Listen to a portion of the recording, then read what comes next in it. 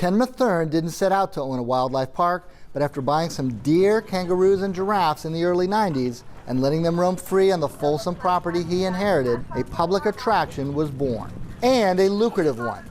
Global Wildlife's tax forms show that the animal park, which allows visitors to feed animals from open-air wagons, generated $3.7 million in revenue in 2017, the most recent year filed. We know this because Global Wildlife is incorporated as a foundation, a nonprofit charity that is required to make its tax returns available to the public.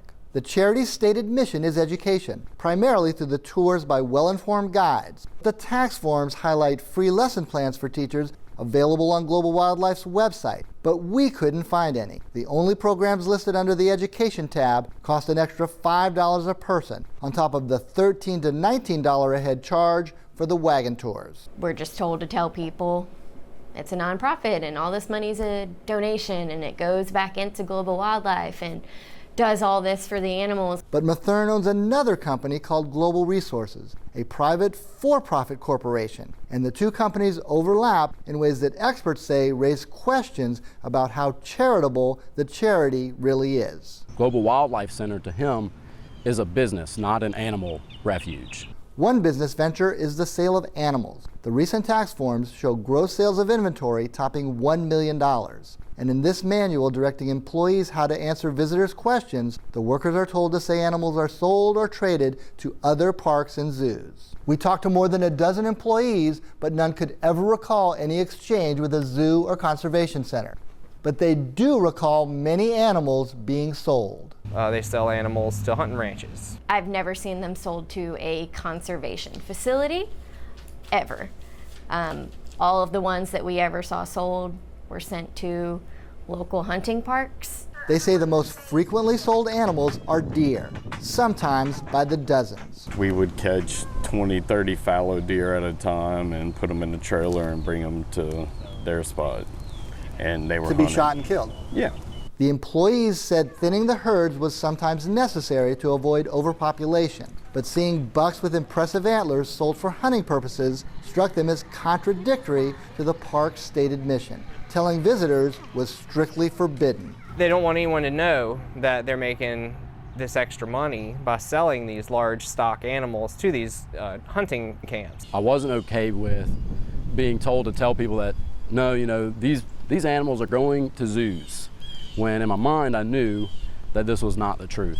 The ex-employees say the sale of animals is just one way that Matherne seems to make money. In fact, he has been open about the fact that he and Global Resources, his for-profit company, own the land and the animals. Basically, the nonprofit pays a rent to Global Resources for using the land, for using the animals, for using the equipment. The tax forms show that the charity pays more than $1 million a year for rent and contracts. I think that would definitely serve as a potential flag. We were instructed to build this, very Disney-esque landscape, and I really started to kind of see, behind the curtain, like, no, there is one person that is benefiting from all this. For several weeks, we have tried to contact Matherne to get answers about Global Wildlife, but he has not made himself available for an interview.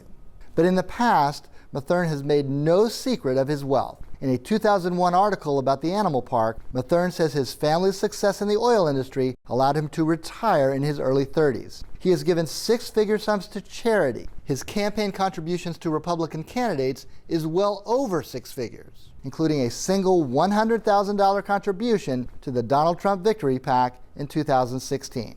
This recent purchase is the profile photo on Mathern's personal Facebook page. When I was there, he bought a $1 million yacht. With so much overlap between Mathern's nonprofit and for-profit businesses, we asked a tax expert about whether the arrangement raises any red flags. We have to see that the money being taken in by the charities actually being used for the exempt purpose. But the employees say they frequently used Global Wildlife's credit card to buy personal items for Matherne. You would also be sent on personal errands for the owner with Global Wildlife's credit card, whether it be picking up dry cleaning, going to the groceries. I've had to go and buy cases of wine. Because that's not allowed under the charitable rules, and actually would be grounds presumably for eventually losing exempt status. McCartan said nonprofit officials must avoid overlap or conflict of interest with their for-profit ventures.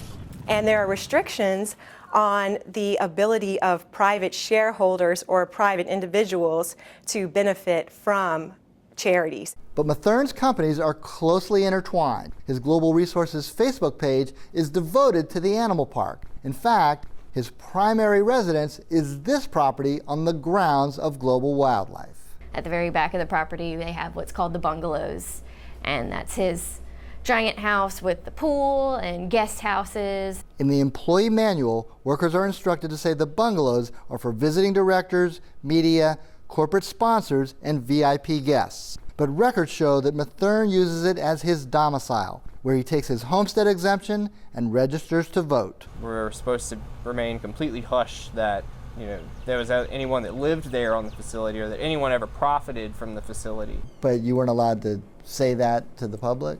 No, not at all. That was like one of the top 10 things on what not to say when you're trained. I've had to personally go grocery shopping on the clock after I went to the bank to make deposits with Global Wildlife credit card, and then bring the groceries back to the bungalows for him. Global Wildlife's tax forms show that the nonprofit is sitting on more than $4 million in assets. We tried to pinpoint how all that money goes back to the animals, but all we could find is this. Listed under animal care and supplies, about $15,000. Listed under veterinarian, $168.